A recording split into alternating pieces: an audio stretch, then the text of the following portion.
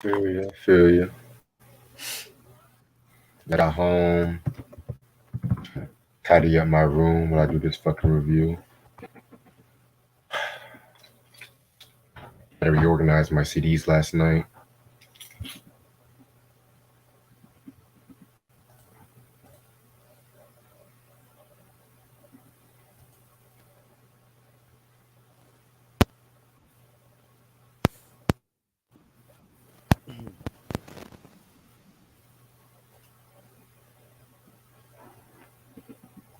Finally talking about this shit right here. Long overdue. You said what? Long overdue.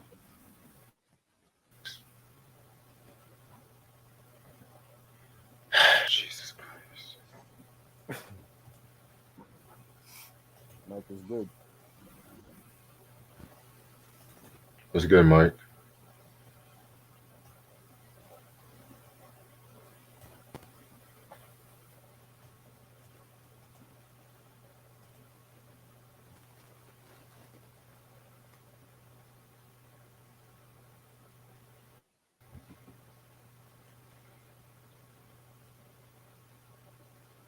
Rest in peace to PNB Rock, by the way.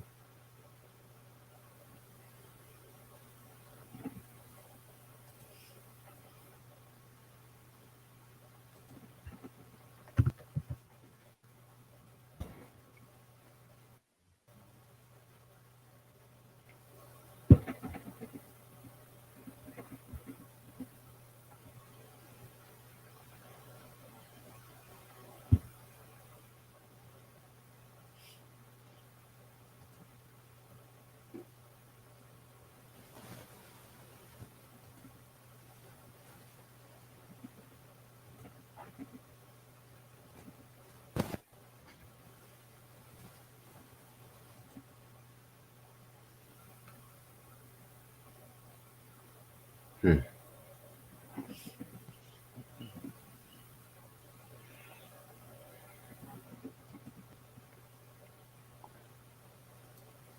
I'm so glad I finally came home and shit. I had a long ass day.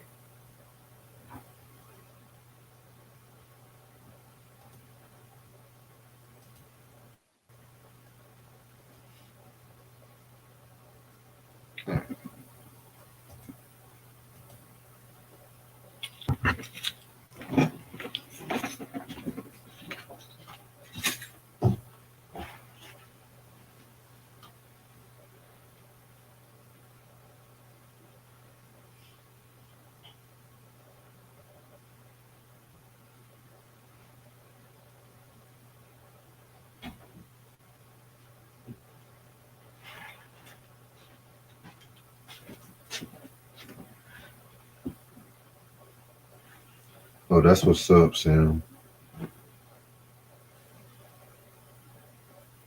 Ronnie said, which Missy Elliott songs underrated in your opinion? Hmm.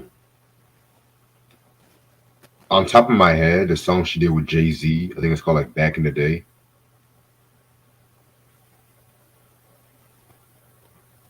They salute. But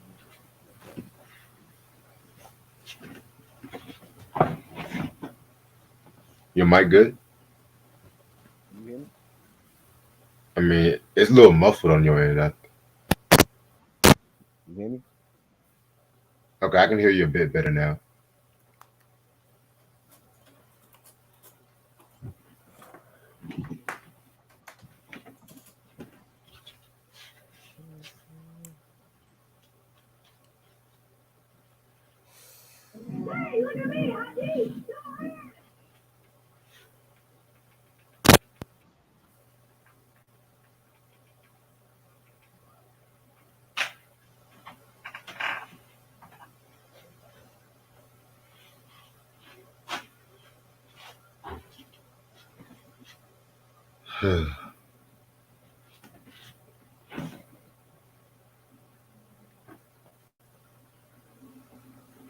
You hear me?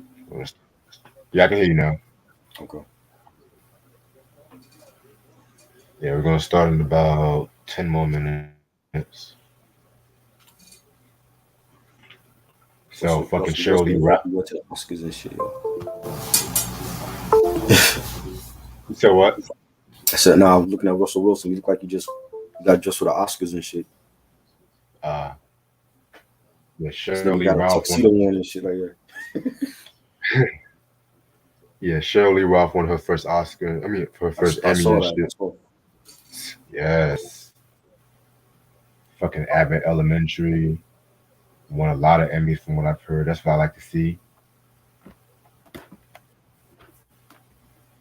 You know, Dr. Dre, Snoop, Mary J. Blige, they won for that Super Bowl halftime show and They're shit. giving Emmys out for the Super Bowl since when? But technically, it is a TV event. I mean, Whitney Houston won an Emmy for her Grammy performance. So Michael never did it. Never did, and he had the best one. You know, where's Michael Emmy? shit. Where's Prince Emmy? And he did Purple Rain in the Rain.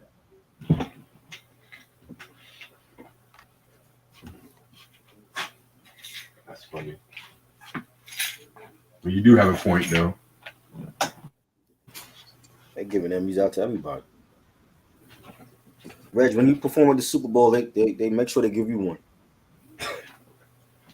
You know, they giving out Emmys to everybody and shit. Right?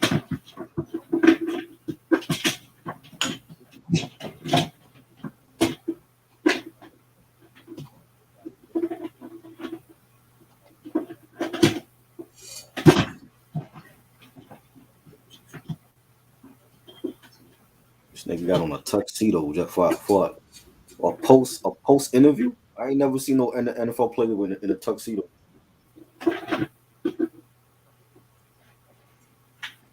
He's a classic, man. You think he was at the Emmys and shit the way he dressed?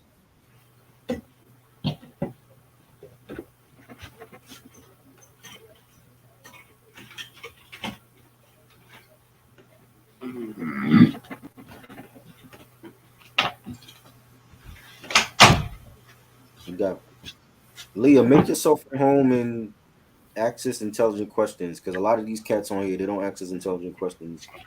They access the same dumb shit every day, and when I ignore them, they get in their feelings. So you got some class in here. So who's Leah, by the way? She's a friend. She's smart. She's beautiful. She doesn't ask dumb questions like you.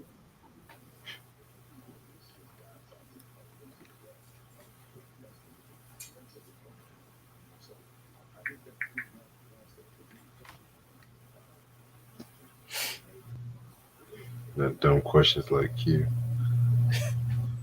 You know how he do. You make sure you got that clip ready because I already know somebody will ask us a dumb question tonight.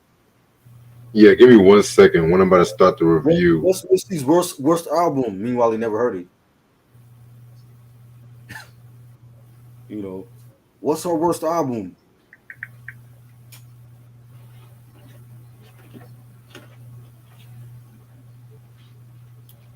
Sure you won't.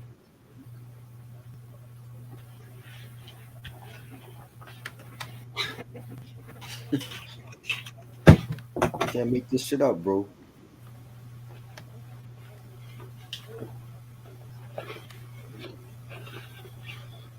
I'm a classic. I've been saying Missy got a strong discography.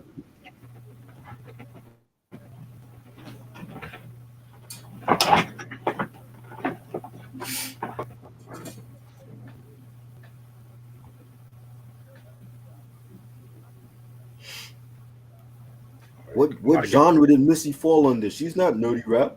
What is she? You know, she does R&B too. Is she a singer?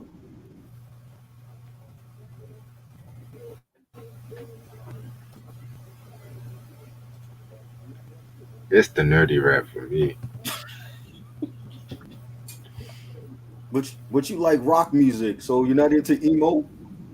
What does that have to do with anything? What? Huh? I'm confused. I don't understand what rock music has to do with the other thing. Sometimes you just gotta be like, I don't understand what you're You know? talking about. Do you like BTS? You don't like K-pop? You listen to pop music. I thought you would like K-pop. Why would I like that? You're not a fan of BTS, but you listen to Wham. I thought you would like BTS. Who told you that? Now you listen to Wham. Yeah. This is the crowd that you attract here. I don't get these stupid questions on my channel. I don't. It's something about Reg.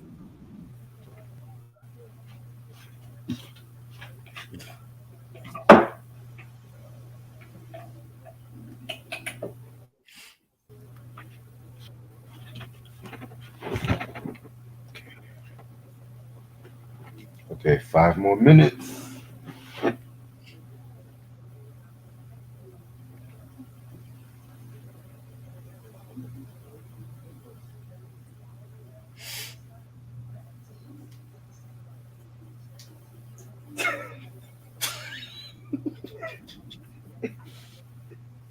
Oh man! If you want a good laugh, you got to come to this live stream because it's just hilarious. I agree with Shit, I that. be hearing.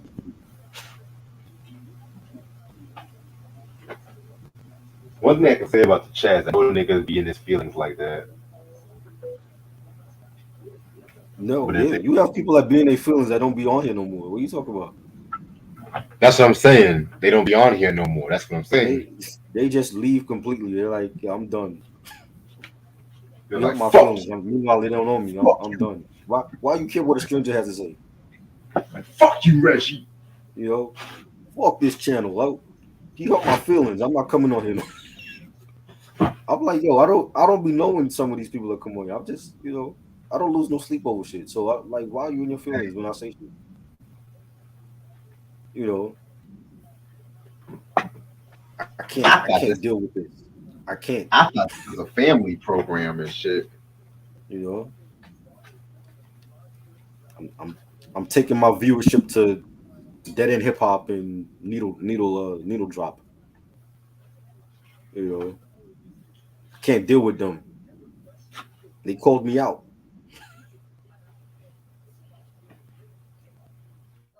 I ain't know it was that serious, man.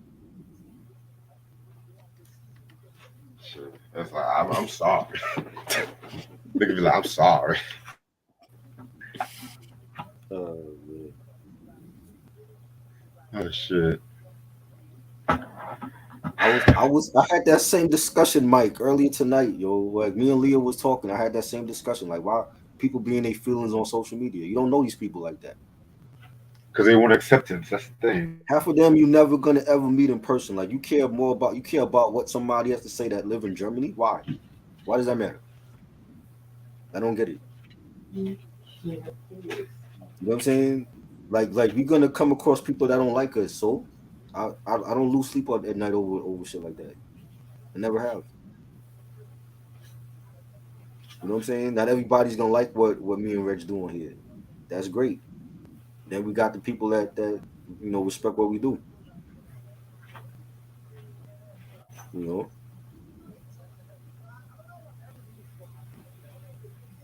that's how you gotta look at it. You know what I'm saying? Some people gonna mess with you, gonna fuck with you. Some people not. Yeah, yeah.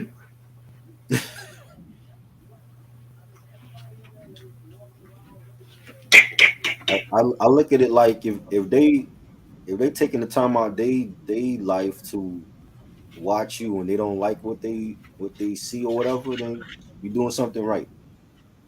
You know what I'm saying? Yeah. You're doing something right.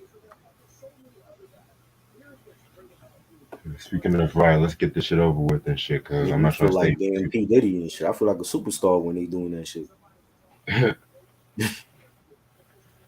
Alright, what's up, you two? How's everyone doing this lovely Tuesday morning, Monday night? It's your boy Reg in the building. And my homeboy Try with me. What up? And today we are going to talk about Missy Elliott's first two albums, Super Yes. Duper Fly, Super Duper Fly. And then that's 1997, and then 1999 is The Real World.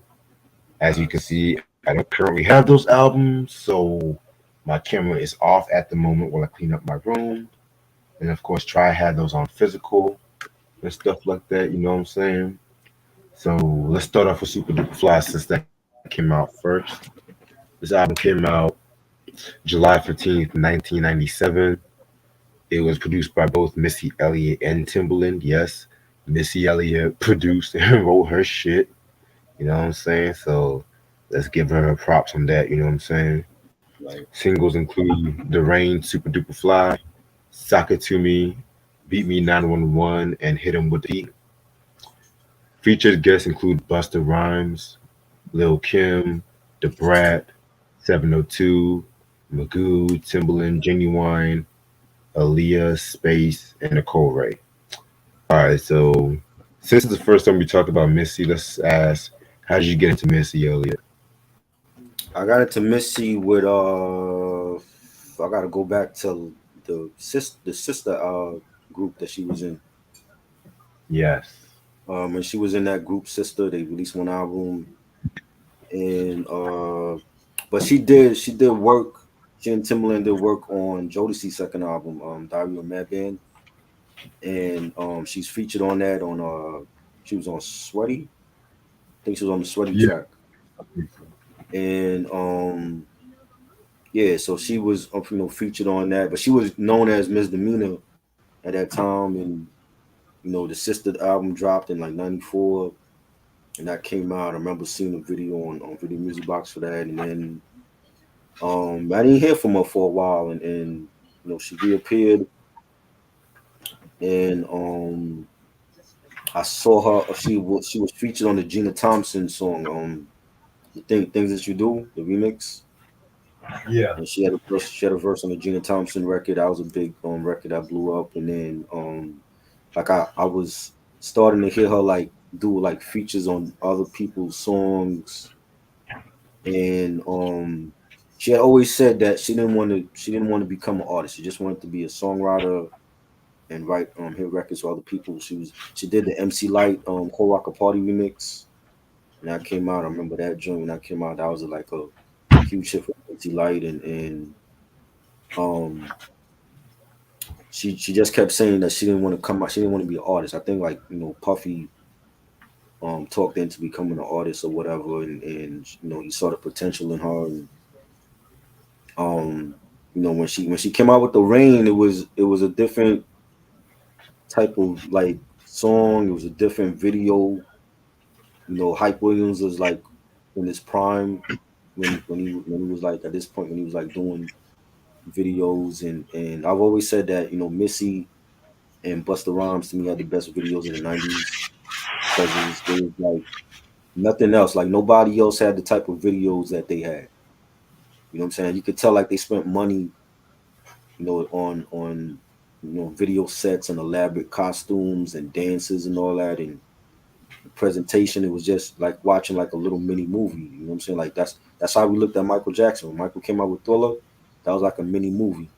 And Michael went all out for every video that he did, and that's how we looked at Missy and Buster. They were like the Michael Jacksons of hip hop videos at that time, and every video was like real colorful and elaborate, and Rain was different, and even the song, it was like I liked what I always liked about Missy was that she was always herself, and being at that what they call like BBW, and she was proud of it, and she didn't try to hide it. You know what I'm saying? And she was like, this is me, and this is what you're gonna get, and she was a dope artist. To be a songwriter, and making hit songs for R&B artists and rap artists, and then coming out on her own, and you having that sound with Timberland at that time. The, other than Teddy Riley, we didn't like really have nobody else that came like that was like repping VA like that. And Teddy's from Harlem, but then when he went to VA, he made his home down there, and like to come out of there, and then at the same time you had like D'Angelo coming from there. You had Mad Skills coming from there. So it was like they were really putting VA on the map, with the artists that was coming out, and she just had like a great they were like a great dynamic duo. It was like Missy and Timberland. Everything that they were on was together, and they just had great chemistry, and Timbaland with his production, it was production that was different. It was, yeah, like spacey melodies and dope ass, drum programming and bass lines to go with it, and sometimes he would beatbox on a record, and it was just a different sound. Even now, it's like he's always been different. Like I've never heard like a album that he's done that it was the same old thing. It was like he's always been different and tried to push the limits of production and technology for beat makers and whether it was like R&B or pop music he's done, or rap, or alternative music. He's always been the same Timberland, and just trying new things and pushing the limits and the boundaries. And that's what I love about music and artists, that they're not gonna give you the same thing. If they on their fifth album, they're not giving you the same thing that was on their first album. They're gonna still have their flavor, but it's gonna be being artists, and having that evolution as an artist, and every Missy album was different. It was like a different look to her, different sound, and she still gave you that Missy flavor, and she's definitely a legend to me. Like what I'm saying, and this is like late '90s when she came out, and at that Yeah. time it was like you already had Queen Latifah that was like going into like being a talk show host and movies, and Light wasn't really making no noise after Keep On Keeping On.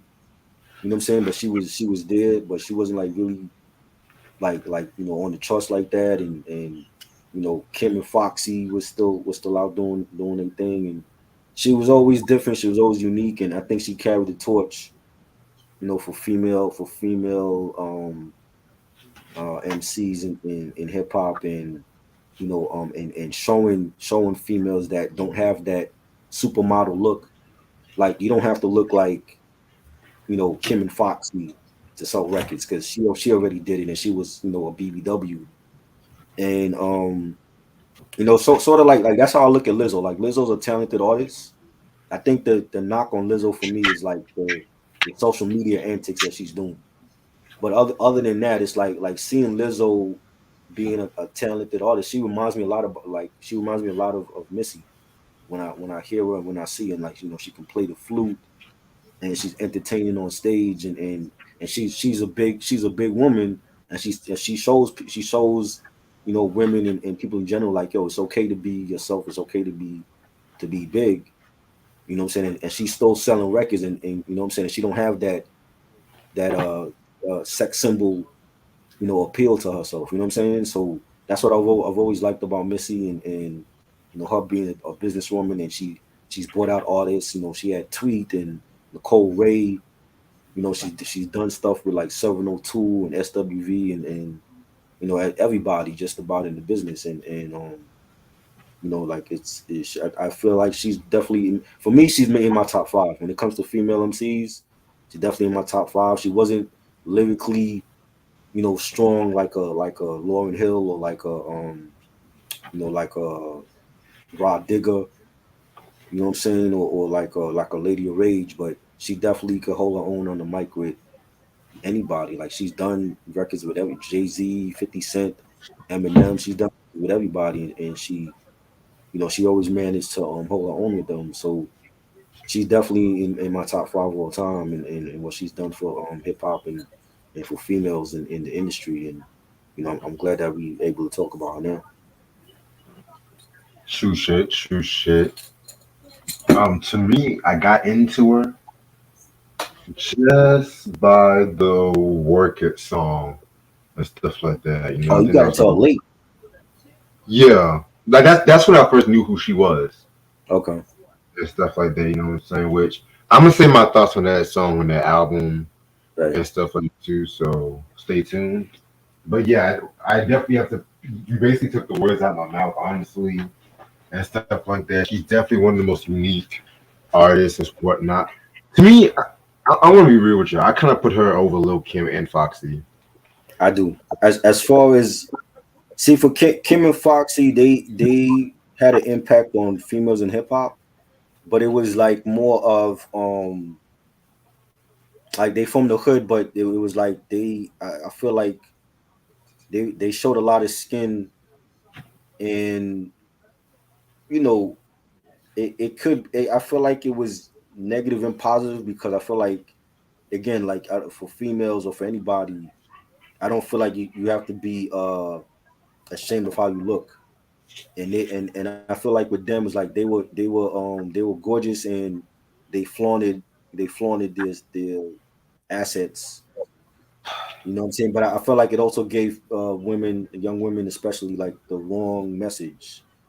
You know what I'm saying? Like Right. when we look at like now, like when I look at Cardi B, when I look at Doja Cat, when I look at Megan Thee Stallion and Lotto, I see Mhm. Kim and Foxy in them because like this is like what we dealt with back in the '90s when they first came out and they caused all the controversy with the different poses, the album covers. The Lil' Kim album cover for hardcore was everywhere. That poster was in Harlem. It was I've seen it in in subway stations. It was everywhere. You know what I'm saying? That you couldn't escape it.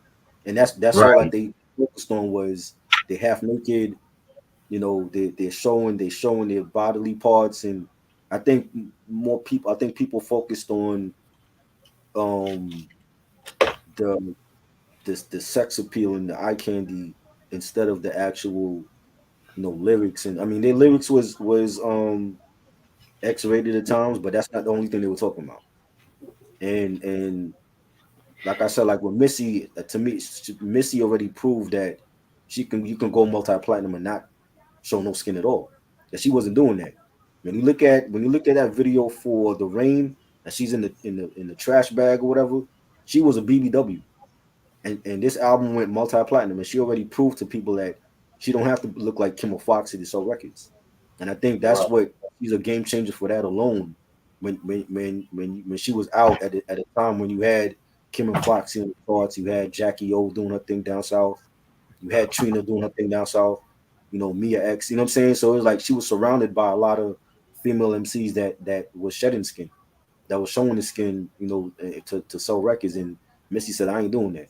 I'm a big bitch," and she was proud of it. And that's how I look at Lizzo. Like Lizzo, in a time now when you got Cardi and Megan and Doja Cat, she ain't. I mean, she's showing skin, and I don't think she should be doing that. But she also can sell records without showing skin. You know what I'm saying? Like she already proved that. You know what I'm saying? And you know, that to me says a lot. Yeah. Yeah, I definitely hear what you're saying about that. You know what I'm saying? So for those who don't know who Missy is, she is an artist, rapper, singer, all the way from Virginia. Give me one second, city.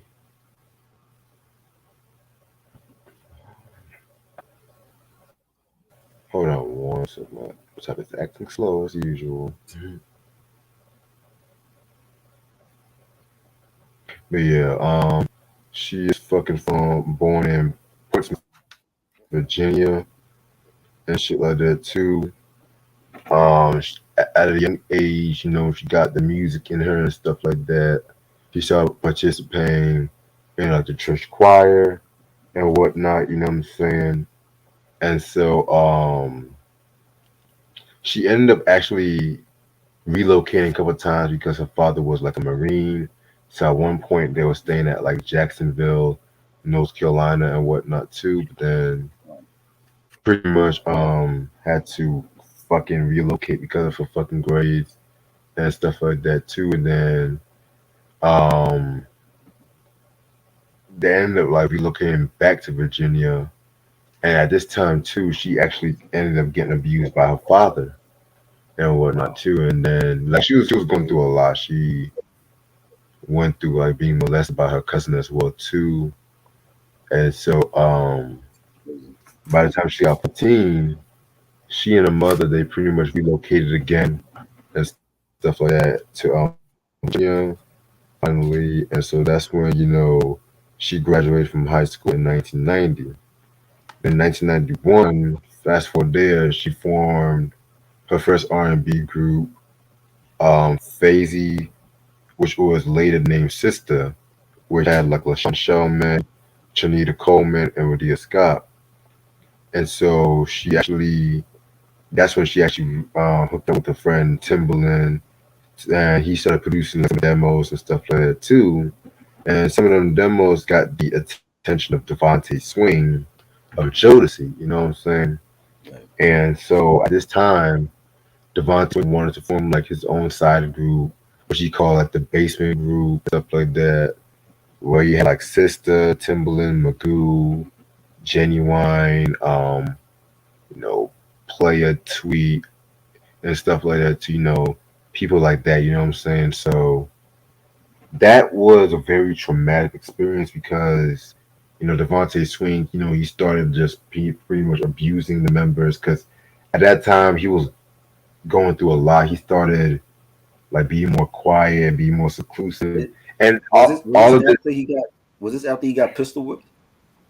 Yeah, I was just saying that after he got robbed and stuff like that. Yeah, Wow. so that's when he started acting like all of that too.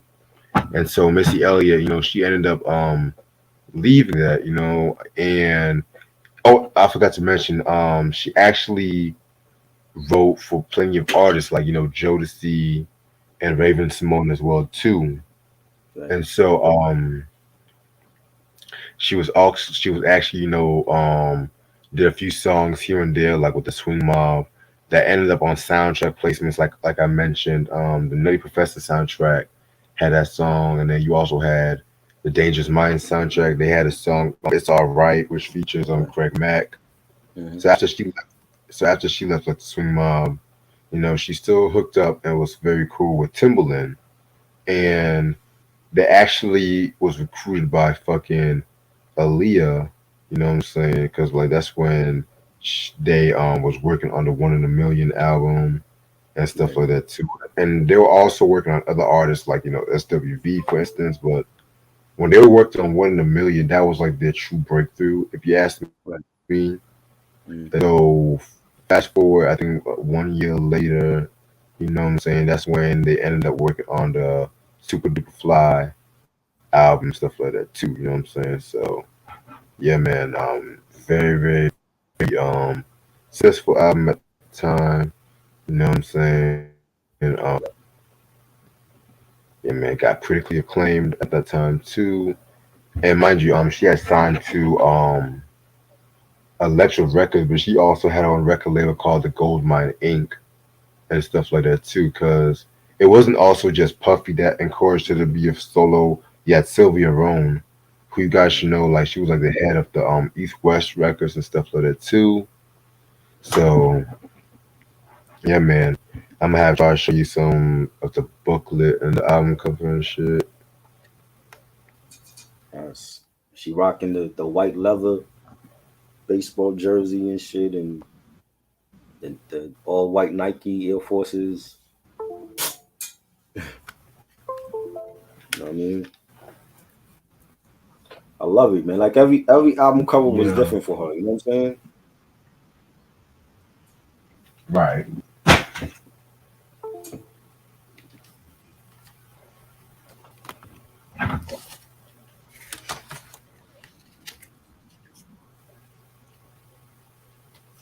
She just look happy here and shit, yo.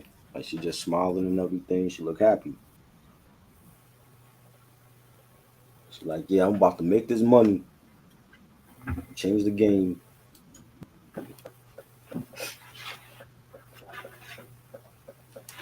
All on her terms. right? Facts.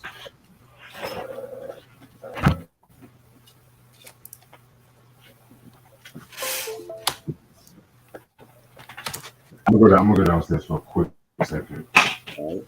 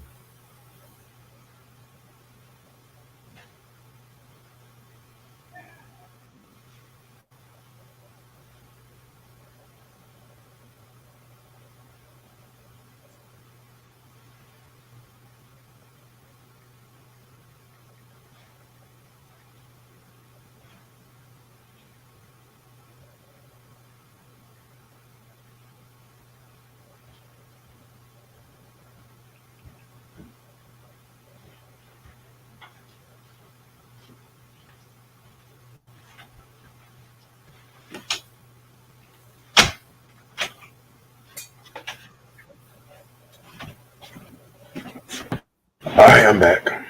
Yep. All right. Okay, 17 tracks. Let's get this shit started. Yep. Track number one. Track number one, Bust's intro. You know what I'm saying? This was a nice kick off the album. Busta Rhymes, he did, of course, the intro and the outro and stuff like that too. You know what I'm saying? Which Right.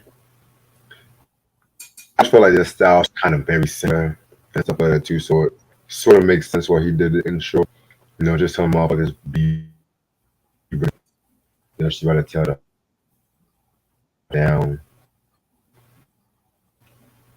I think it was a great intro to start off. Busta's done this before. He was on Mary J. Blige's first album, and I think Mhm. it was I like the beat. It reminded me of SWV's Can We. I think it sounded like that SWV joint. And you got Busta saying, niggas come around Missy, don't act like a fucking sissy. No chicken heads allowed around here, no time for kissy kissy. This is like when Disaster Strikes Busta, one of his best albums, and I liked it. I like the fact that she had one of the best lyricists ever, open up her debut album for her. So I liked it. Yeah, already starting off on a good foot. Track number two, Hit 'Em with the He, featuring Lil Kim. This one here too, so this was of course a single and shit, pretty song. That you know what I'm saying. Not really my favorite single, but it definitely did its work. You know what I'm saying. So I fuck with it.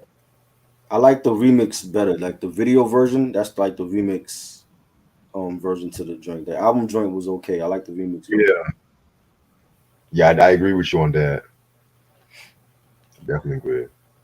Now, man, this song here, "Sock It to Me," Hmm. dun dun dun dun dun dun dun. Dun, dun, dun, dun, dun. Boom, boom, boom, boom, boom. Love those hands on that, man. Yes, Isn't that's a sample of something though, right? Didn't she sample Delphonics. Ready? mm, Delphonics? Okay. Yeah. hmm Okay. Yep. One thing I liked about how they sped the sample up, and it still gave it that Timberland bounce and stuff like that too. You know what I'm saying? I definitely liked how they did that shit. Right. So it features the brat and stuff like that too. You know what I'm saying? Mm. Very, very. I feel like it's like it's like one of them content and whatnot. You know what I'm saying? Doing his best. Unorthodox lyrical style too. You know what I'm saying? So definitely love the track. I feel like the brat also did a thing on this one too. So yeah, I love it. Yeah, this was great. I watched the video last night because it's been like years since I saw the video, and Oh my god.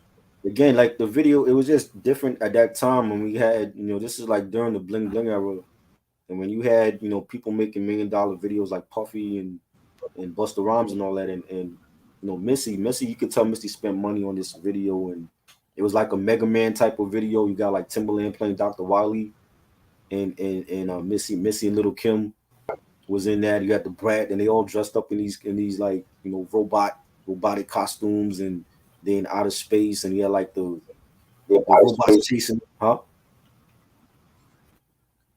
I hear what you said. I ain't say shit. Oh, and it was like, what I'm saying, it was like some intergalactic shit going on in the video, and like when you hear the song, it was like you didn't I didn't never thought they should make a video like that to go with the song, but I mean, again, like Missy was a creative person, and she just pushed the limits of like videos and the imagery.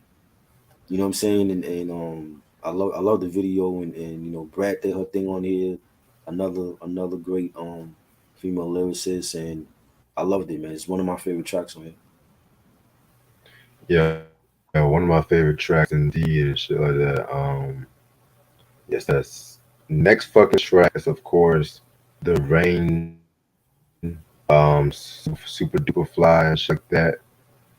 Man, song right here, I think like stands as it's pretty much has a legacy on its own, honestly. Everything from the music video with her wearing the hefty bags to just the Right. song, the and people sample and whatnot. I mean, boy, let's just. I love the fucking way she used the and people sample Mm-hmm. and stuff like that. You know what I'm saying? And then her with the like lyrical style. And that first verse honestly might be actually no, scratch that. The second verse might be my favorite Missy verse. Period. It was like beep beep beep top down sound beeps. Give it to it be. It me and Timothy.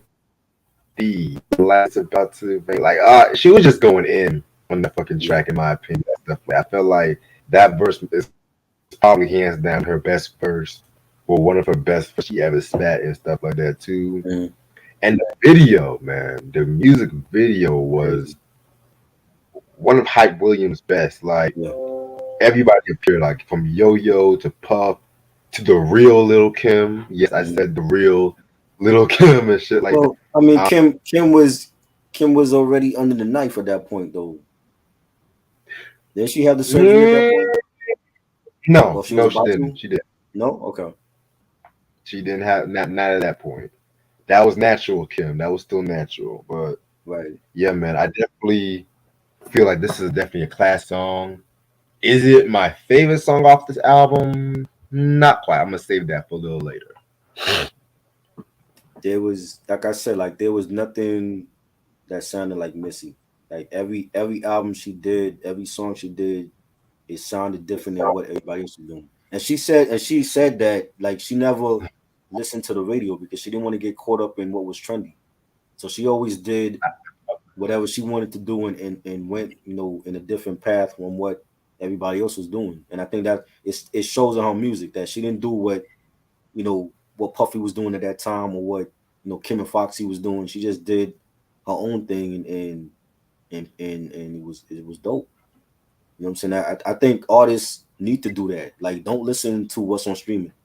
Don't Yes, follow what's being trendy on Twitter or on Instagram. Like, do something different that nobody else is doing. Because that's how I you stand agree. out. That's how people remember you. You know what I'm saying? And she did it and it worked. And I love the song. I The song was dope. The video, there was no video out there that was like this. You know what I'm saying? And it's like when you remember 97, it was like, yo, like people forget like Missy came out in 97. It wasn't just No Way Out. You know what I'm saying? Like Missy was making headways here and thank you. Just bad boy. yeah, I mean because he Puffy blew up with No Way Out and it made like Rolling Stone. I told you about that Rolling Stone cover, like they called him the king of hip hop, and he's not. He's never been. And because of that one album, he was on everything. He was on a lot of features, did a lot of remixes, and that was like the start of the bling era. It was because of him and Cash Money.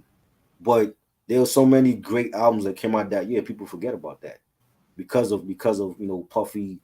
People already anointing him king of hip hop. You know what I'm saying? So it's like Jewel, 97. Like I don't think No Way Out in 97. I think of Missy in 97. I think of OC Jewels in 97. That was World the War real IV. shit that was bumping. You know what I'm saying? Hell, But people forget I'm that because of bro. go on. Now I was saying people forget that because of we had Biggie had died, Life After Death came out. You know what I'm saying? No Way Out drops, and you know what I'm saying. So it's like it got clouded under the whole bad boy thing. But it's like you know when you hear this album is flawless to me. You know what I'm saying? There's like a lot of dope hip Yeah, hop that dropped that year, but because of the publications and the media outlets already anointing this nigga king of hip hop, you would forget that a lot of dope albums came out that year. Organized Confusion, Equinox, dope album. People forget about that. You know what I'm saying? Like I know these albums by heart. You know what I'm saying? It's like there was so many dope albums that came out. It wasn't just about No Way Out. You know what I'm saying? So yeah, like there was nothing else out that sounded like Missy. Like Missy was just in her own lane, and it was like she was waiting for everybody else to catch up. I fucking agree. Yeah, because I'm always to be controversial. I got Jay Z's "In My Lifetime" Volume 1 over No Oh Way yeah, Out. oh yeah, fuck yeah. Because I mean Jay Z, and Jay Z had Puffy on that album too.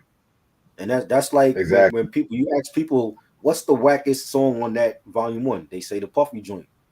You know what I'm saying? So it's like, you know, that was a solid album, and for whatever reason, it goes unnoticed because of Blueprint, or Black Album, or Reasonable Doubt. But volume 1 was fire. I Yes. mean, I don't know about, people say that he picked the wrong singles. I'm like, if you feel like it was a whack album because of Sunshine, then you really don't know Jay Z shit. Compared to an album like Blueprint 3, where it was garbage, but he picked the right singles.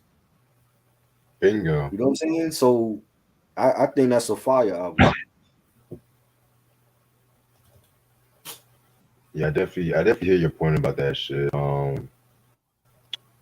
right. So next track, "Keep Me 911" featuring 702 and Magoo.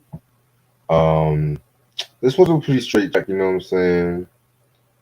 Um, pretty much this track is pretty much about like fucking Missy Elliot telling her lover, like, you're planning on leaving me and stuff like that. You better just call 911. And you're not gonna. It's pretty much you're not gonna leave without a fight and stuff like that too. Right. Now, granted, I'm not the biggest 702 fan, and I'm definitely the biggest Magoo fan, but I definitely felt like they definitely did their purpose on this track right here. You know what I'm saying? So I fuck with it. I think yeah, Magoo was decent for what he did. He was decent. He wasn't a great lyricist. But like I think again, like him and Timbaland had chemistry, like how Tim had a chemistry with a lot of people that he worked with, and within the basement and outside of the crew that they had, and he sounded decent on here. 702, they did their thing, they killed it. And I love again, I love the video.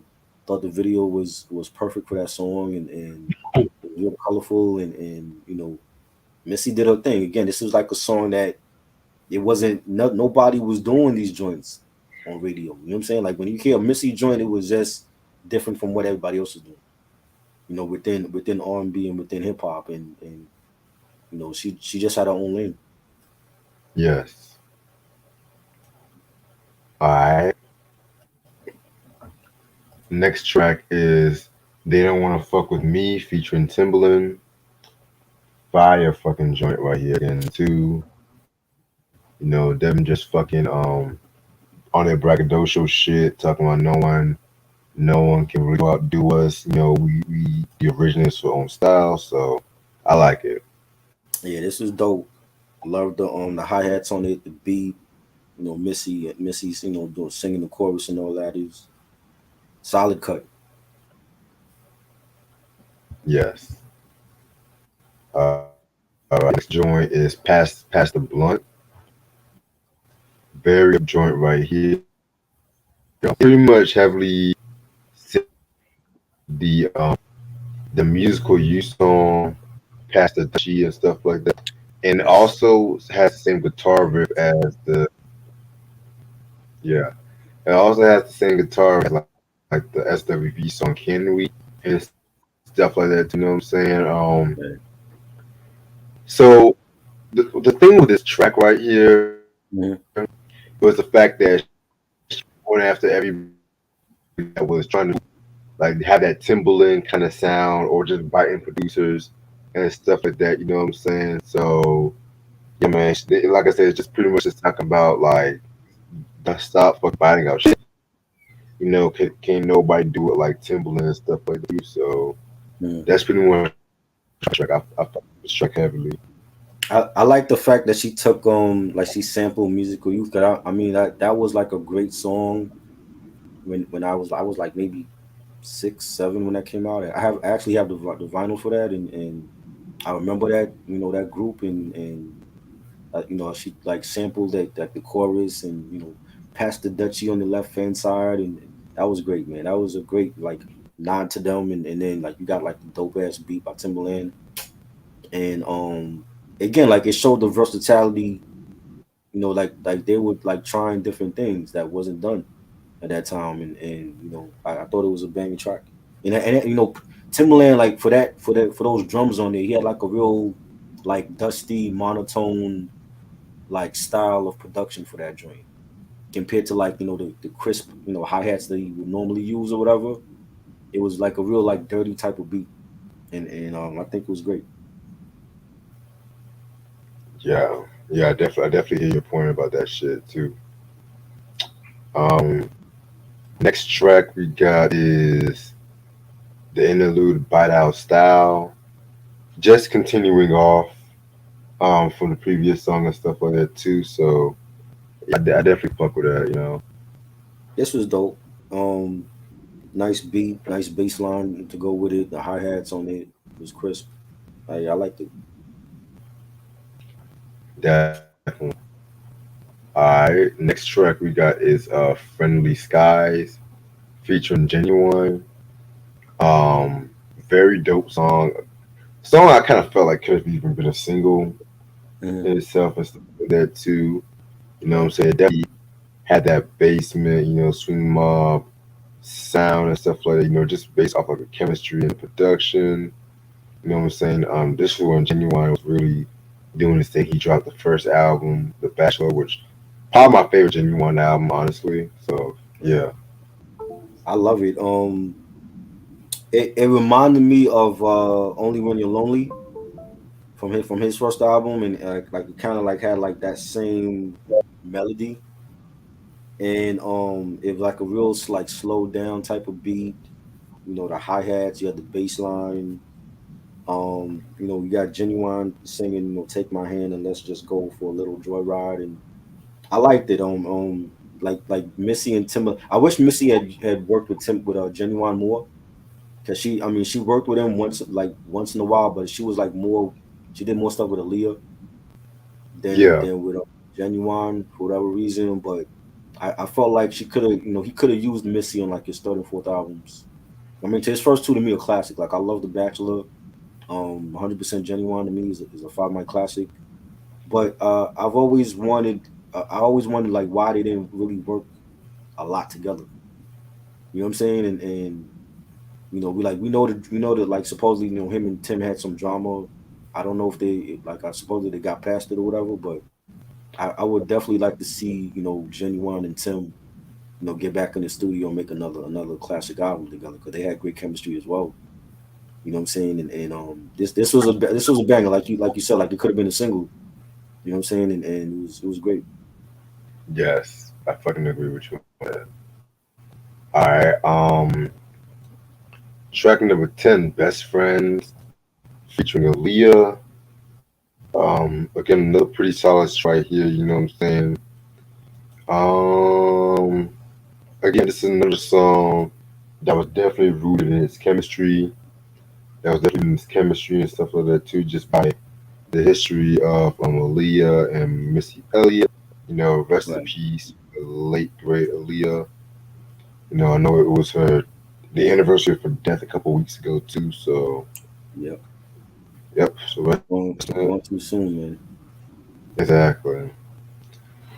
So yeah, the song "Best Friends" is just two women, bigging each other up, being there for one another after they're dealing with, shit motherfuckers and stuff like that too. So Mhm.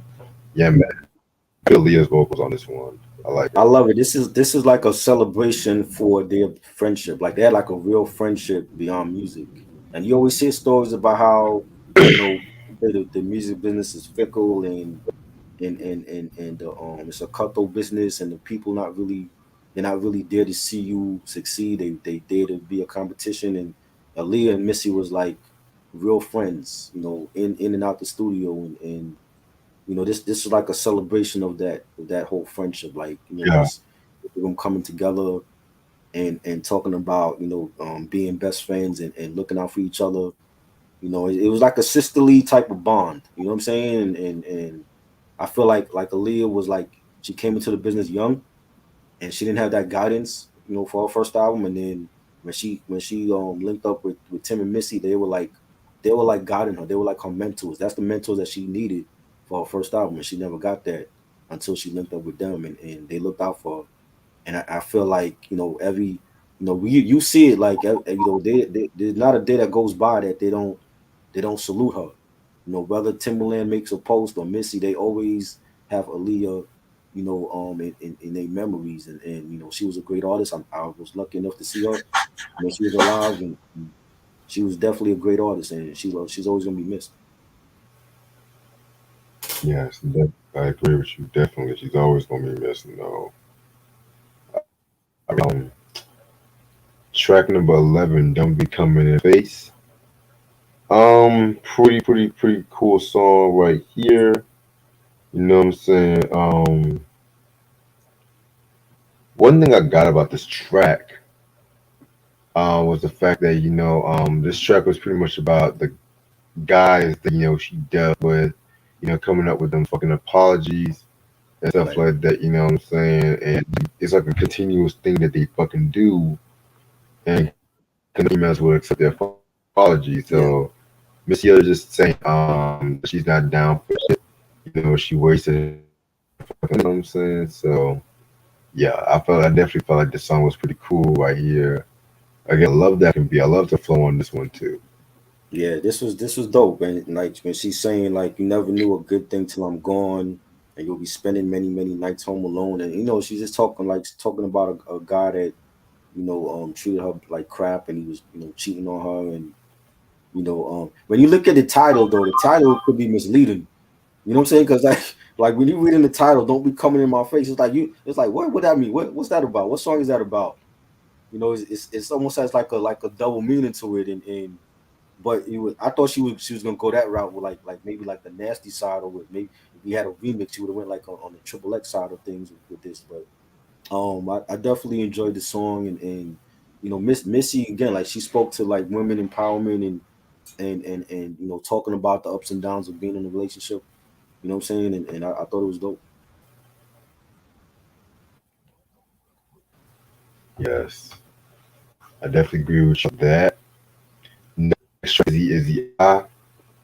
To me, this might be my favorite track on the album and stuff like that too. Again, she was just going in on this fucking mic. I like how she starts it off with shouting out all the members, and the crew like Timberland, Magoo, Genuine, and stuff like that. Right. Then she's pretty much just rapping and just going in, doing her little rapping and singing and stuff like that too. So definitely love this joint. I love the line when she says, "I'm coming for your ass in the minutes, seconds, and hours. Everything I do seems to blossom like flowers. I cool these beats like I'm driving a Bauer. Some of y'all MCs, man, I got the power." I love that fucking line of shit. Yeah, So that was dope. yeah, very, very dope track. I love the chorus. Izzy, hard bitches talking like they all real rah rah. I love that chorus, and the beat was dope. The bass line, and Missy was like kicking some flows on this, and like yo, she was dope, man. Like she definitely was. She had her moments lyrically on like certain songs.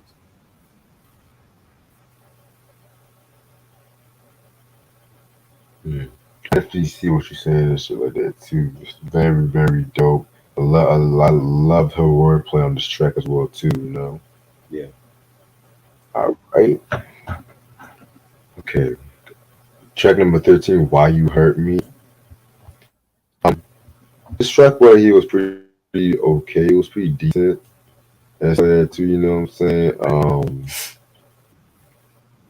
One thing I definitely got about this track was like she definitely held on.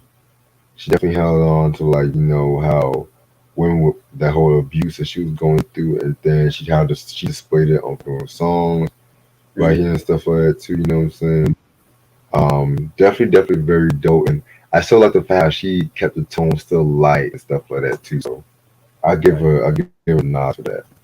I love it. Like the beat was dope. It had like a real smooth melody. The firm, they actually use the same melody for La Familia, but it didn't make the firm album. But I liked. I thought it was like a real like dope, real smooth groove type of track, and yeah, it was definitely one of my favorites on here.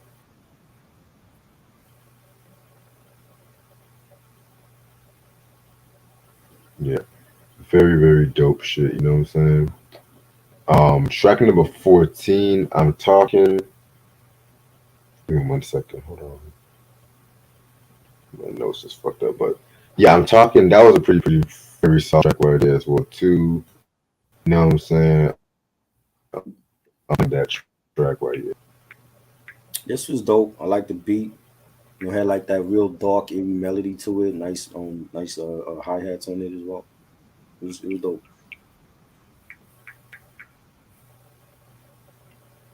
Yeah, it's definitely a very dope track. Nice beat by Timbaland, by the way. Yeah, Um, Track number 15, Getaway. Um, I'm gonna keep it a buck with you. This might have been probably my least track off this album uh-huh. and stuff like that too. You know, so this features Space Nine and Virginia Slim. You know, it was alright. I mean, I don't really care for too much to be keep it a buck with you. I like the yeah, like Timbaland beatboxing on it. It was a nice beat. I don't think Space was it Space Nine you said? Yeah, some shit like I that. don't think that ever came out like Space Nine. I don't think Space Nine ever came out with anything. Nicole Ray's on was also on the song. Um, they sampled the Mary J. Blige "Love No Limit" remix. I like that sample for the track, and it was okay. It wasn't like one of my favorites though. Yeah, I definitely hear you about that. And then the last one is Busta's outro and stuff like that. You know, which is just did his thing on the outro. Just saluting the guests and giving shout outs and whatever. So, Yeah, also but had Missy.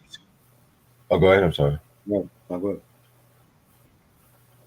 No, no, no. I just said you also had Missy's finale where she was just giving her shot, her salutes and whatever too. So that's all I was gonna say.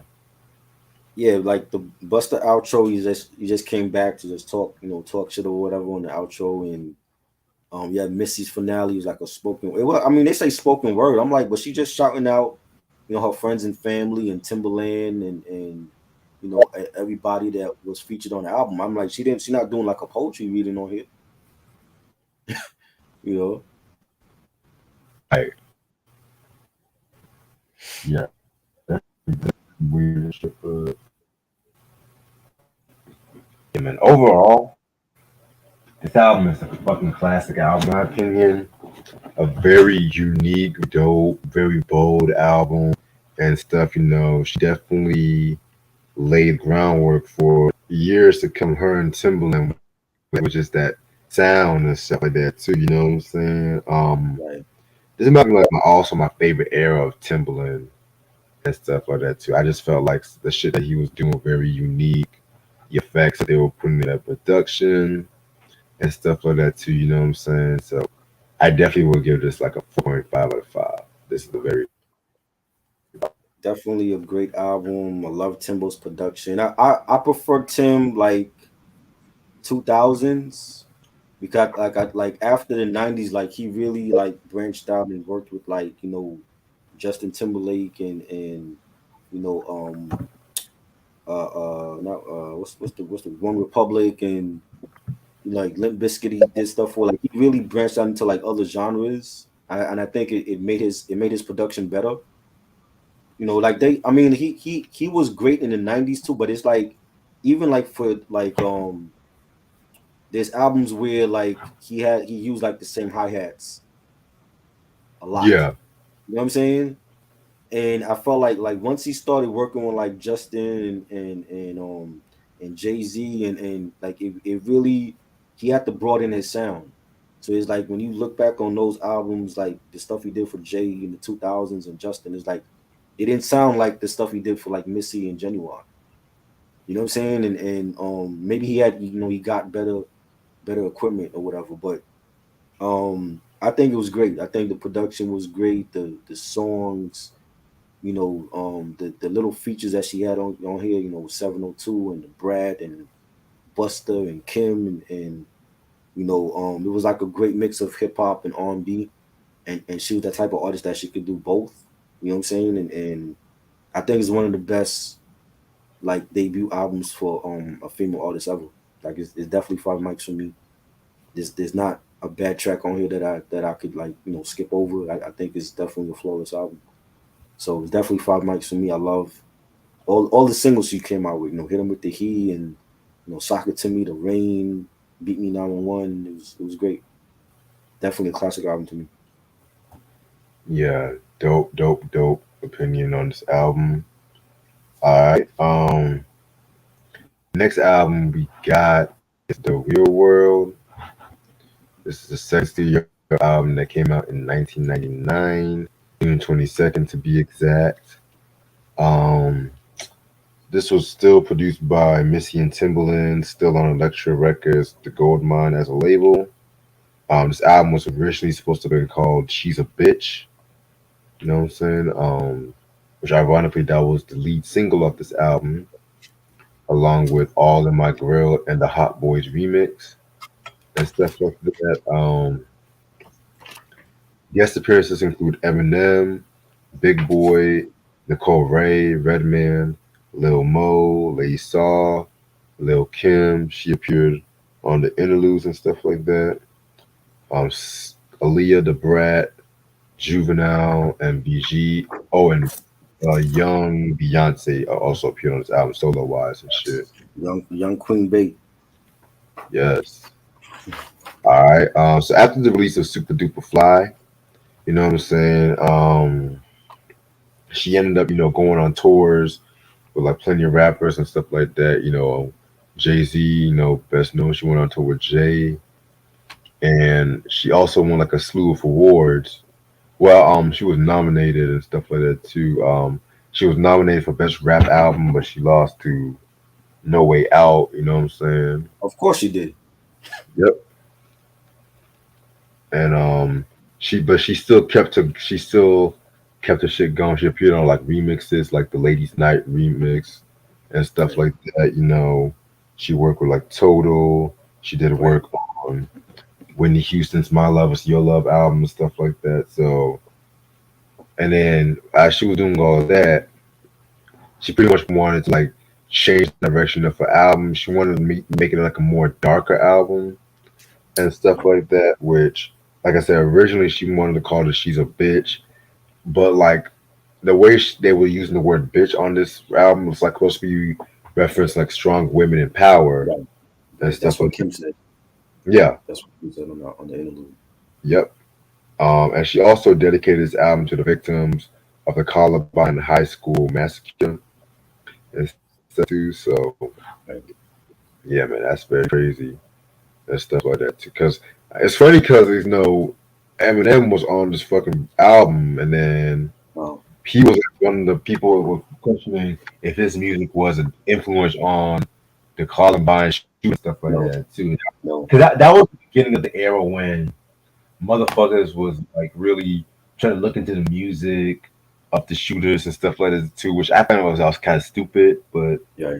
it is what it is. I mean, when Elvis came out, they were saying he made devil music. Like if you play his records backwards and shit, you can hear the devil, like a devil voice. Like rock and roll, same thing with that. So it's like this is all about parenting and having parents,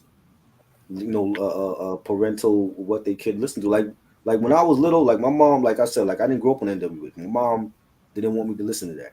So she was parenting, you know, early gangster rap. I couldn't listen to NWA. I didn't listen to NWA till I was a teenager.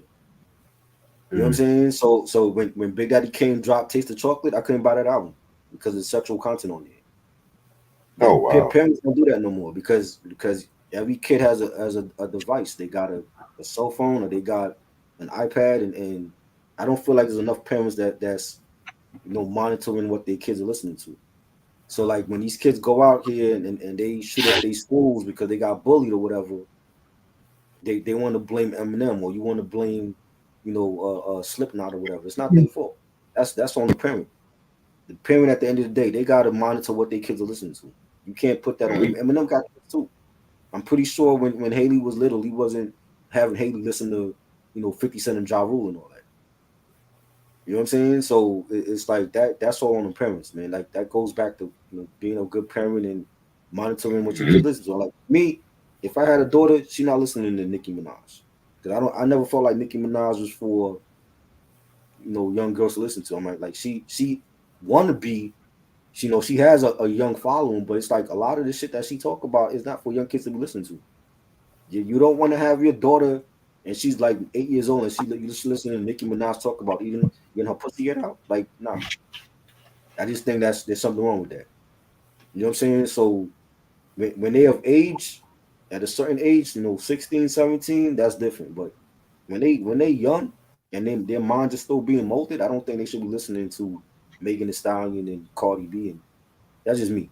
But everybody's different. Yeah, I definitely hear your point about that. I definitely. But yeah, man. I'm gonna have you show the album cover and stuff like that too in the booklet. Yes. I love that. I love that album cover and shit like that. Shit Right? She fire. got the tie on with the little black halter top, leather halter top and shit.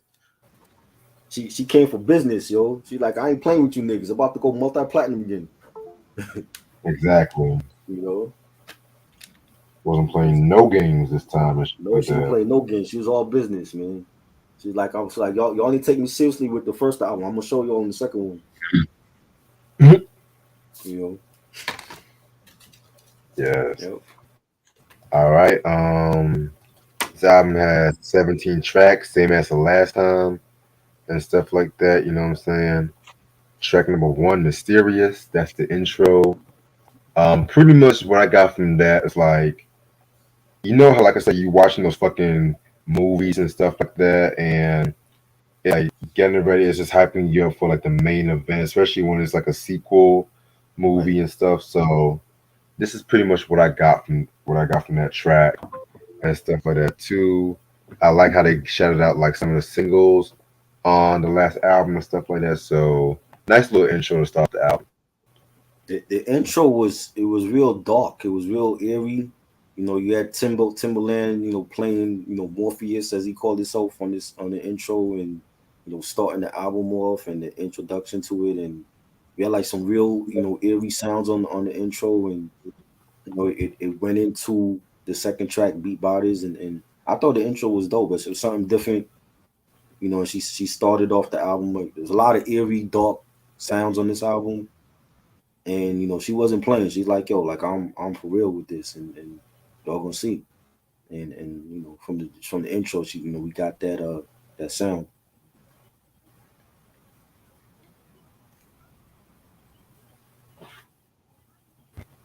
Definitely. All right, that was a pretty dope intro right there. Track number two, Beat Biter. Pretty dope track. You know what I'm saying? Just her going in on the mic. You know what I'm saying? Just giving her back a dojo, wordplay and stuff like that. So yeah, I fuck with it. Yeah, like this was dope. Nice beat. Again, you got like that dark melody, and she said, dang, I'm very scary. Burn a whole club down like I was Carrie. I love that reference to the Carrie the Carrie movie, a classic horror film. And yeah, this was dope. Like again, you getting that darker sound this time compared to Super Duper Fly, and she was all business on here. Definitely. All right, track number three, Busta Rhyme featuring fucking Eminem. So honestly, I'm gonna be real with you. When I first heard this track years ago, Mm, I definitely thought it was like a weird collaboration. I definitely thought it was like a weird collaboration, like Missy and Eminem together and mm, stuff like that too. But at the same time, fucking Eminem, he was just like killing it at this time. yes. He was definitely doing his thing at this time. Yep. The first verse that he did, he he did that first verse as part of like a freestyle and Yeah. stuff too. You know what It's I'm all- saying? Then third verse, from what I looked up, he did that. He used that verse on the song Tyler Island. uh, So some I think some unreleased track that was on like a mixtape, which Missy, of course, Missy Elliot and Timbaland produced and stuff like that too. right. But and also I just felt like more of Eminem's song than a Missy Elliott song. You know what I'm saying? Because like Yeah. Missy was just only like in the bridge and chorus, but like as I listen to it now, I definitely feel like this might be one of M's strongest performances on a rap song and stuff like that too. You know what I'm saying? So definitely felt like it was dope to have him on the album. So I fuck with it. I remember hearing this on a DJ Clue mixtape and hearing M Slim Shady with Missy. I'm like, what? Eminem on a Missy album? No, I can't believe that. I thought it would be like like an unreleased joint or something, but it actually made the album and I was like, yo, this shit is fire. It definitely sounded more like an Eminem song featuring Missy because she didn't really like drop a verse to like the end, but Yeah, those two verses like that's the Eminem that I miss. That's classic Slim right, Shady. You know what I'm saying? And I mean I was a fan of his freestyles, like going back to Rap Olympics and the freestyles he did for like Tim Westwood and all that. And he was always a dope freestyler. Like even now, like when I when you look at like the BT cipher, like he killed that cipher by himself. He killed that cipher. You know what I'm saying? And he's always been a great freestyler. And the verse on here, you said, well, I do pop pills. I keep my tube socks filled. Pop the same shit that got Tupac killed. Spit game to these hoes. It's a soap opera episode. Bunch of bitch in the nose till they whole face explode. Like that's the Eminem that I miss. Not this shit that he's dropping now, but give me Slim Shady Eminem. I'll take that any day. You know what I'm saying? And he definitely killed this track. And I wish they had did a video for this, like to see like Eminem and Missy. Like, see, Missy didn't care. Like Missy was like, "Yo, he a dope ass white boy. I'm gonna do a joint with him," and he made it fire. You know what I'm saying? I love the right, beat, the beat switch at the end when Missy does her verse, and Timbaland switched it up, and it was dope. Definitely enjoyed it. definitely. All right, track number four, All in My Grill, featuring a Big Boy and Nicole Ray. Nicole Ray, that was like her protege at the time. She had Hmm. this one song called "Make It Hot" Yes, and that was stuff a like big that. hit. That was a big Yeah, hit. And she's come a long way. Like she just dropped that album last year, and she sounds phenomenal. And dope. I know she had a deal with Reese's Pieces, and they were playing like one of the songs on the album in the Reese's Pieces commercial. And yeah, she definitely came a long way since then. Yeah, that's what I'm glad to hear and shit like that. Yeah, Um, yeah, this song right here was pretty straight. You know what I'm saying? Definitely fucking straight. It also it also they claim that it also features MC Solar and stuff like that, but no, not the fucking that's affiliated with Gangstar and stuff like that too. I feel it's one of the remixes and stuff that he's featured on. You know what I'm saying? So man. yeah, that's very interesting as well. So yeah, this is a pretty straight song. Yeah, she didn't need a remix for this. Like the Big Boy killed this joint. Like you know what I'm saying? This was like Big Boy in his prime, like Criminal, Big Boy, Outcast, and he killed it. I loved his verse on here, and the beat was fire. The violins on it from Timbaland was dope, and this is one of my favorite Missy joints. That definitely a classic record, and I love the video where they like dancing in the street at night. Out there in Cali, and it was dope.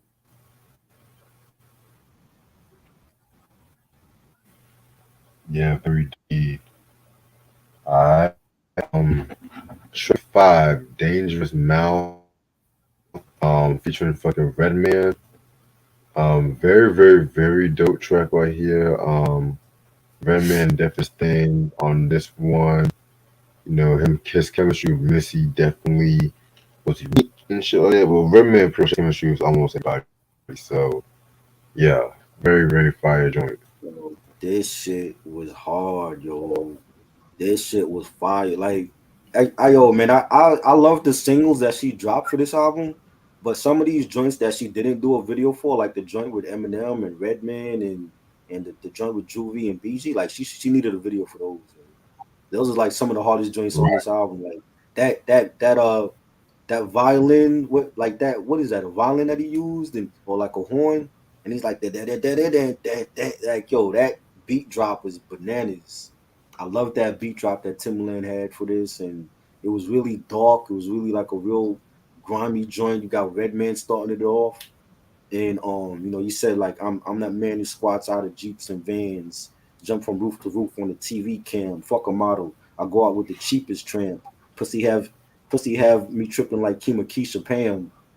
Giving a reference to Total second album, Kima Keisha Pam, and that I loved it. I think Redman killed this track as well, and that beat by Timbaland was bananas, and yeah, this is definitely one of my favorites, like top three on this album. That joint right there hard as fuck though. You know what I'm Yeah. saying? This is like Doc's the name Redman at this point. Exactly. That shit like was like a year later. That came out like 98 that came out. Yeah. A year before, yeah, 98. Yeah, yeah. All right. Next track, Hot Boys. No, no, this is not the remix. This is actually the original version and stuff like that. Which I'm more of a fan of the remix with Nas, Eve, and Q. Man, Q-Tip killed, yeah. Yeah, and for Definitely. Nas first on that joint, you know what I'm saying? For Hmm. Nas killed that joint, but album version was pretty straight. You know what I'm saying? I just felt like Right. it. This is one of the few songs it definitely needed a remix too. Yeah, for sure. Kaya was good. Um, yeah, the Hot Boys remix, like when Eve verse was dope. I like Eve's verse on that and Nas, and you got Q-Tip on that, and yeah, definitely love the remix and the video for that as well. And the original version is dope too. If you didn't want to hear, everybody, kind of overshadow Missy on that, but I love I think most people remember the remix. Right, definitely. All right, track number seven, You Don't Know, featuring Lil Mo. Um, yeah, this one was pretty straight. You know what I'm saying? Just them talking about like scandalous motherfuckers they deal with. You know what I'm saying? It was also on the no no wait actually yeah, Lil Mo actually appeared on a White Folks Farm Missy for that thing on the song 5 minutes, which Mhm. that was pretty much like a big breakthrough and stuff too. Um, it kind of reminds me of The Boy Is Mine with Randy and Monica and stuff like that. You know what I'm saying? Like a more darker kind of version of that too. So I definitely fuck with this track. I like it. I like the concept of it of like Little Mo playing the other woman that was messing with Missy's man, and you got Missy at the start of the song, and she's like, a woman can never admit to, another woman that she been to, she was sleeping with a man or whatever. And I think that's like a thing that still goes on now that a lot of women could relate to. And I thought like the beat was like a real slow down type of beat. Little Mo to me is a great singer, very underrated. And I think it was a great collab with Missy and Little Mo. Yeah, very good collab indeed and shit. Um, Next track number eight, Mr. DJ, featuring Lady Saw. This was like little reggae dance hall ish kind of song and stuff like that too. You know what I'm saying? Pretty okay song. It wasn't really too bad. It was pretty straight and stuff like that. Not really one of my favorites. So yeah, I like it. I think it was like a dope, hip hop dance hall mashup type of joint. And Lady Saw, I've listened to Lady Saw for years. Is dope. She's a legend, a dance hall legend. And just she brought that energy and that like Jamaican flavor to the track.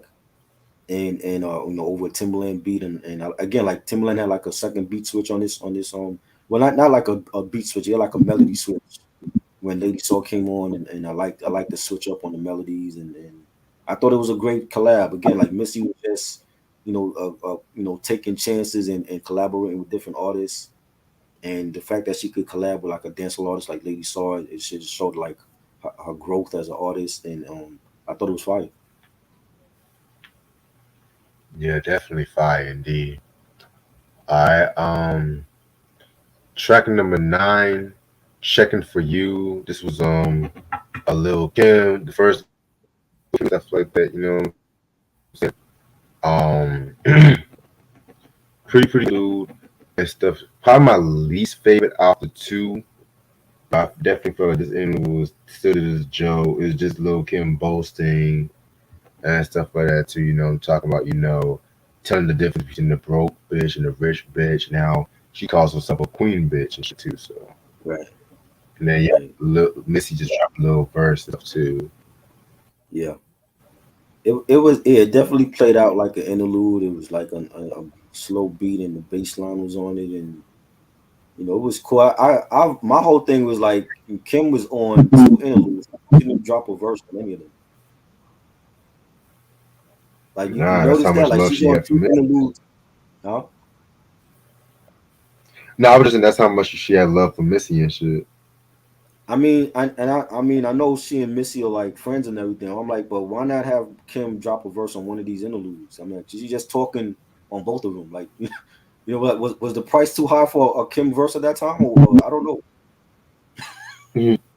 You know what I mean? Missy could afford it. I just thought that was kind of like weird that Kim is on two interludes and she ain't drop a verse at all for both of them. You know, it's like what Fat Joe said. Yesterday's price is not today's price. You know, she might have been demanding like 50 grand a verse or something at that time. I don't know. She never know. Never know. Never know. Never know. All right. Next track is "Stickin' Chickens," which has Aaliyah and the Brat and stuff like that. You know what I'm saying? So this song tells a story pretty much about this guy who cheats on pretty much all. Pretty much seen all three of them on the same night. He ends up cheating too. Yeah, man. Now just gonna out for blood, pretty much. You know what I'm saying? Definitely. Again, yeah, this song that's definitely rooted by its chemistry and stuff like that too. And the Brat definitely has done like a lot of work with Missy and stuff like that too. So I definitely felt like the chemistry definitely shows the song and well played and stuff like that too. If that makes sense. So yeah, this track.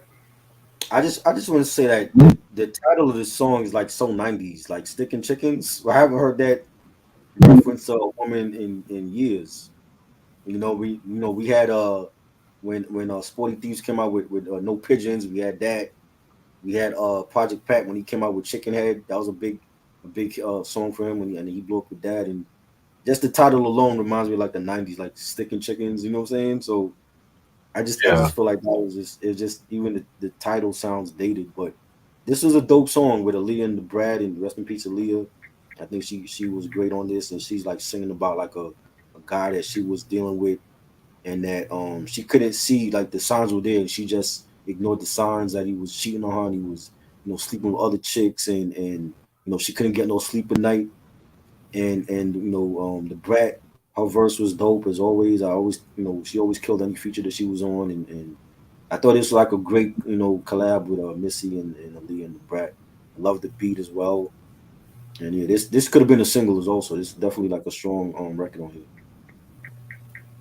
yeah, I definitely agree with you about that. It could have also been. Yeah. Alright, track number 11, Smooth Chick.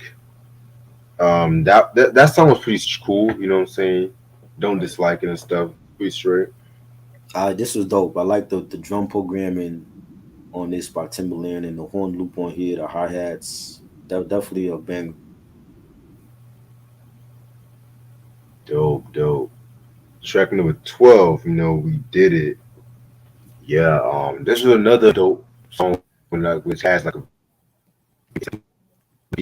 I love the usage of strings that he has too. I definitely felt like the strings definitely a huge part on the album sound and whatnot. Right. So I fuck with it. Yeah, this is another banger. The beat was knocking. You got like some moaning sounds in the background. The really dark, eerie melody. Definitely enjoyed it. Not really a standout track, but it was definitely banging.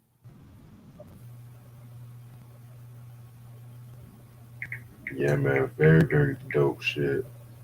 All right, next track is "Throw Your Hands Up." That's Lil Kim.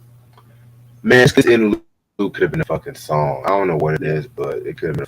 Why again? Why I didn't Kim like have the a way verse on any of these songs? You know what I'm saying? Like she's on two interludes and she ain't spitting nothing. no idea. Yeah, man, but yeah, it kind of reminds me of the Busted Rhymes song. The other single from Elliott, I think it's called like "Throw Your Hands in the Air," some shit like that. Kind of Mhm. reminds me of that, but it's pretty much them talking about the why they call themselves bitches. What I said about how this album's supposed to be called "She's a Bitch." Yeah. So that's what I thought about the interlude. Yeah, it's basically like Kim, like she said like a lot of people had an issue with her saying calling herself a bitch, but she see herself as the queen bitch and how it's like a term of empowerment for women and it's like so ironic how Kim would say that and embracing that word when you got Queen Latifah that came out with UNITY and she's saying who you calling a bitch, that's a bad thing. So it's like you have like two different philosophies on that term.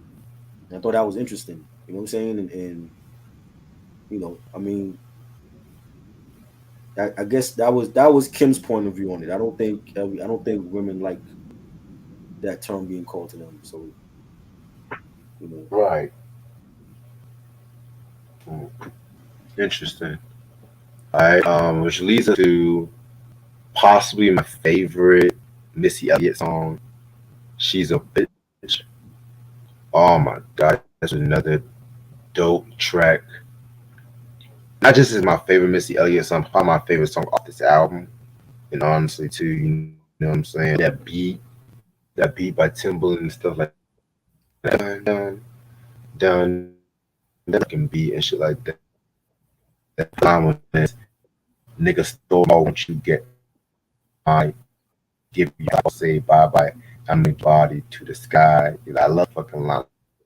Like her flow on this was very dope and shit like that. So yeah, I did fuck with this track. I love the video. The video like matches the album. It was different. It was dark. It was elaborate. I never cared for this song as a first single though. Like it didn't grab me. Like when I first heard the song, I'm like, this is the first single. You know what I'm saying? Like it was okay, but like for a first single, I think she could have had like there's so many other songs on this album that she could have made the first single. You know what I'm saying? I just was like it didn't grab me like how the like when the rain came out, like yo, like that was like her coming out party with that. But when I heard this joint, I'm like, not for a first single. You know what I'm saying? It just never really I never really cared for it like that though. But I love the video. Yeah, I got that video was pretty good and shit like that. Mm. Next track, You Can't Resist featuring Juvenile and BG. Now this is probably my second favorite track off this album. This shit was fire. For real, like Definitely the Hot Boys, man. Crazy. yeah. And it has two of the best of the Cash Money, Yeah, like Ju and fact, BG and facts. stuff. Before Weezy got in his bag. Right. Yeah, man. I gotta say Juvie had the best verse and stuff Yeah. like that. So I felt like Juvie he did his thing on this record. You know what I'm saying?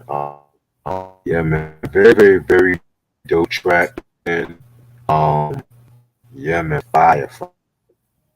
This one is really just collaborating with like a lot of cats from like the East and West and stuff too. So Yeah. You gotta show them love and shit. right? They help at home. This joint was bananas, yo. Like, you know, and I wasn't even a Hot Boys fan like that. Like, I knew of their stuff, and they were putting out joints, but when I heard Juvie and BG on here, and I'm like, yo, this shit, they killed this joint, right?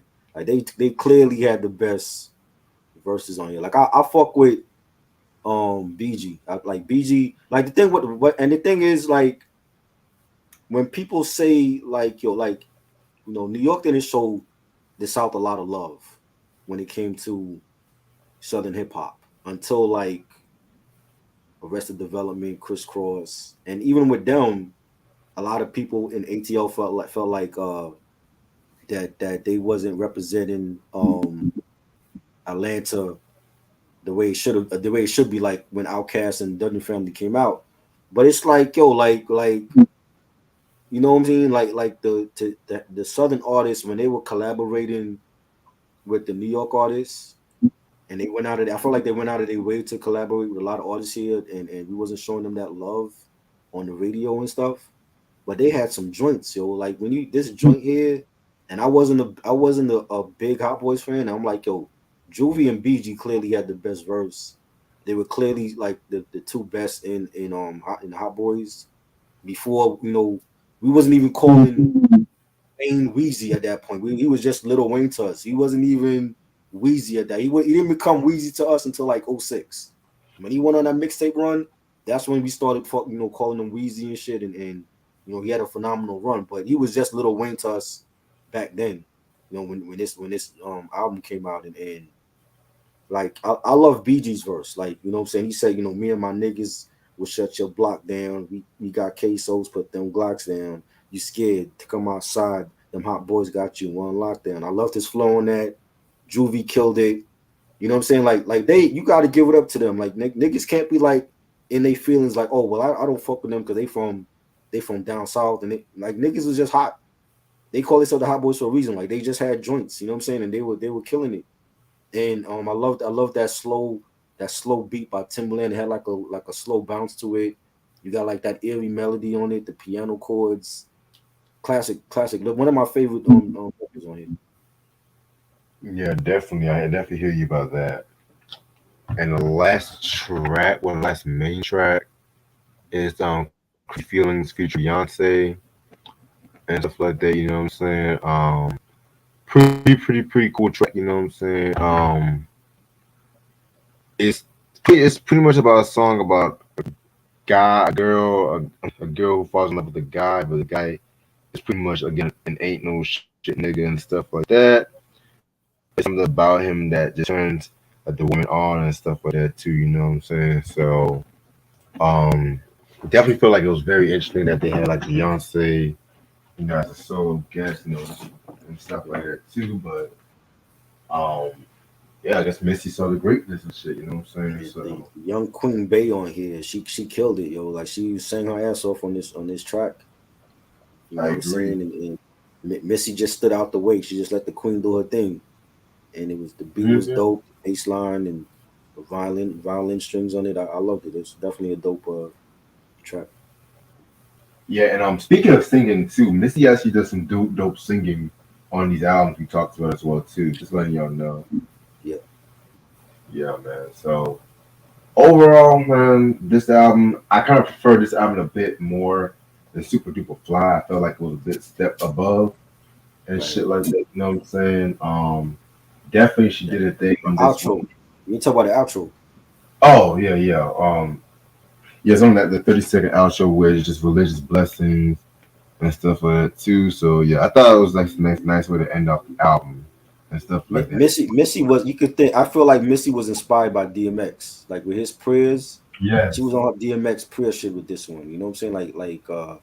When she says, "Do you think without him you would be where you are? For if he made heaven and earth, he also made you a star." And just praising, her faith in the Lord and everything. And this is DMX right here. The DMX is doing this shit for all his albums. And I I felt agree. like Missy took like a page out of his blueprint and decided to end the album off like that. You know what I'm saying? We didn't get that on the first album. You know what I'm saying? And I thought it was dope. Yeah, I definitely agree with you about that. Overall, yeah, this was a very dope project right here too. You know what I'm saying? I kind of prefer this a bit better than Super Duper Fly. I felt like she steps a pen game for production up. Her and Timbaland did a thing on this one. She actually talked about like a lot more. Like this was like a female empowerment. Like this was a female empowerment album and stuff like that too, without being like overly feminist and stuff. You know what I'm saying? So um, I would definitely give this like a five mic. In my personal opinion, I felt like it's a flawless album.